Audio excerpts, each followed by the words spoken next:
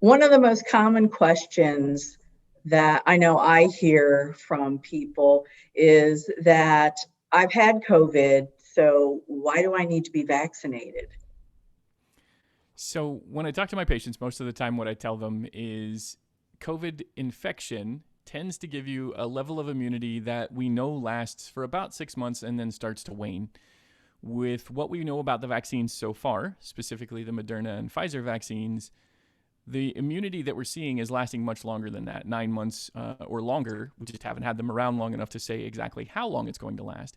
But it is not only longer lasting immunity than if you've had infection, it's also usually more potent infection resistance because we're not just talking about antibody response, which is one of the big things that our body puts out when we get an infection by itself, but we also get a T cell response, which is the other half of the immune system. And so we have to be very careful not to equate the two as the same thing. Just an antibody response is good, it helps, but having an antibody response with a T cell response is what we really expect from most vaccines. And that's why things like polio vaccine and smallpox vaccine have nearly eradicated some of those infections in this hemisphere. So we just have to be really careful and make sure that everybody is vaccinated more than just dealing or depending on their natural immunity.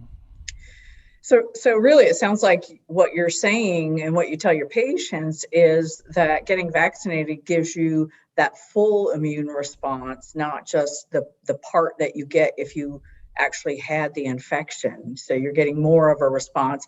So if you're confronted with that virus again, your immune system is fully ready to go. Correct. Yeah. If you are vaccinated, you are almost guaranteed to get that T cell response. If you get the infection, it can be hit or miss, and it's hard to test for that response. And so, folks that have the vaccination can usually rely on that pretty well, especially given the length of time we've had those vaccines now, and can test that on the millions of folks that have been fully vaccinated. Very good. Thank you.